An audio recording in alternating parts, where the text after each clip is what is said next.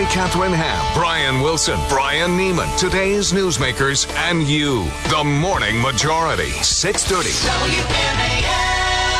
8:37 on the Morning Majority. I'm talking about the economy most of the morning long. The big drop in the Dow, NASDAQ yesterday. Larry Kudlow, host of the Kudlow Report, 7 o'clock on CNBC, joins us now. You can also hear the Larry Kudlow Show right here on WMAL Saturdays at 7 p.m. I know it was a late night for you guys with extended coverage on CNBC. Thanks for getting up early with us, Larry. My pleasure, my pleasure. Well, you know, I watched CNBC most of the day yesterday, and there obviously was a huge sell-off in the market yesterday. But I'll ask you, because I think you were leaning towards this last night watching your show, are we talking ourselves into a recession?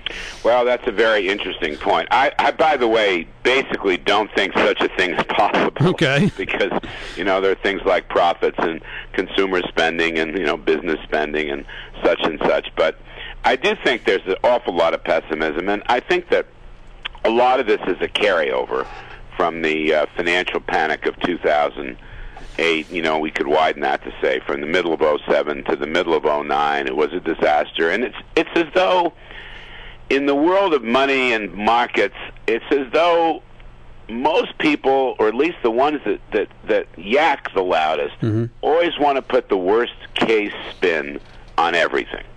I mean, I've been around a while.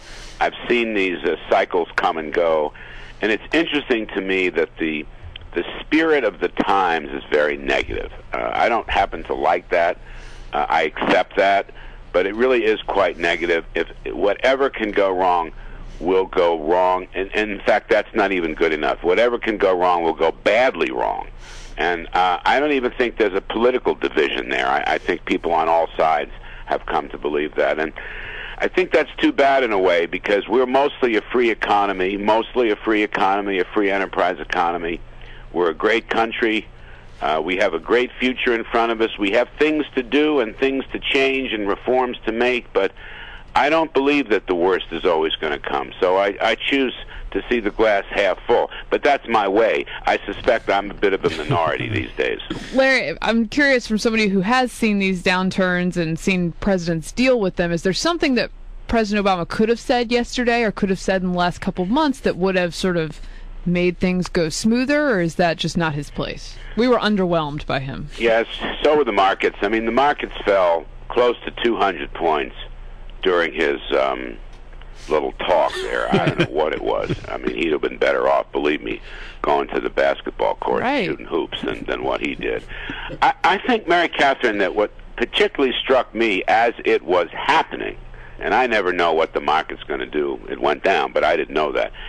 It was one of these professorial, lecturing, divisive, you're going to do it my way. We knew there was a problem with downgrades, which is a complete flip-flop on his part. We know we have to have a balanced package, and, I got this great new idea. Let's tax businesses and rich people. Let's just tax them because we have to have revenues, and I'm going to give you a one-year payroll tax credit, which didn't do a whit of good the last time we tried it in the last year. But meanwhile, we're going to tax businesses and rich people. That's what he said. And I thought that was so bereft of presidential leadership, it was beyond belief. Even more to the point, with a market that's getting slammed and an economy that is highly suspect, why would you want to go down that route? Why would you want to say anything bad, actually, anything bad about anything, with the market having dropped 1,000 points last week, down 400 when he took the podium? I don't know if he understands that stuff. People actually listen to him. Why would you want to attack any single part of the economy at all? The problem with the economy is not that there are too many rich people.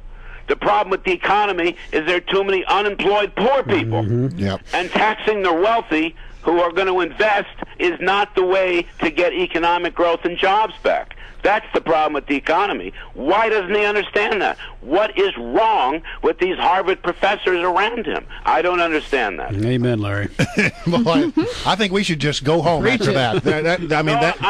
I'm not a pessimist. I just say that out of pique and annoyance. Yeah, you know, I'm with you. I have met this man. We all had that conservative dinner several years ago. He's no dummy. And I don't believe he's a socialist. I've never said that. I don't buy that. I'm just saying, at a moment with such problems and angst, psychological angst, what happened yesterday has a lot to do with psychology. America got knocked down a peg by a rating agency. It's not the end of the world, but it is something, okay?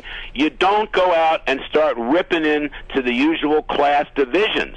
You try to bring people together, say, let's have this super committee, pick up sticks, and let's try to do the best we can, and maybe we can get the AAA rating back because America's better than that. He says, we are now, and we will always be a AAA.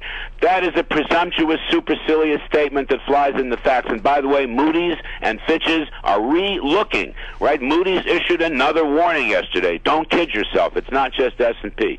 Another one of the SEC-registered rating agencies, Egan-Jones, has already given us a downgrade. So the point is, instead of trying to assert a mission, a purpose that people can unite around, he comes out with that old divisive class warfare crap. That's all it is. Nobody's listening to him, and the market took a look at that and just dipped another 200 points. Really, it went from, 400-something, then I looked up, 600-something. I said, oh, my God, this can't be good.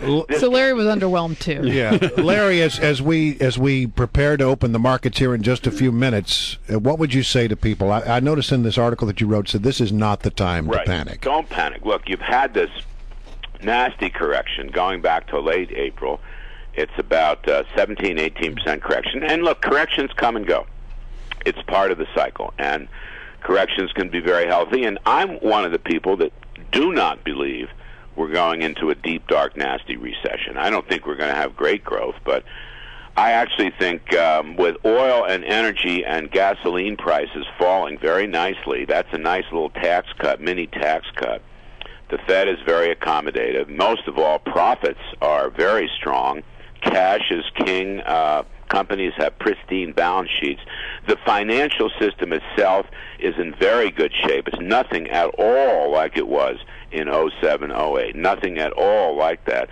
So I believe we will, we can generate 2.5% growth, and I think that stock market investors should keep their powder dry. Don't run right now. Take advantage of the volatility and start thinking about a re-entry point, coming back into the story. That's what I would do. I wouldn't panic at all. We're going to be fine. We're going to be fine. I mean, the country's not coming to an end. The world's not coming to an end. This is just one of these moments where a bunch of issues come together and create a lot of market conflict, and we've seen this before. This is nothing like 2008. I don't really think this is anything like 1987. This is just so far we're down about 16, 17, 18%.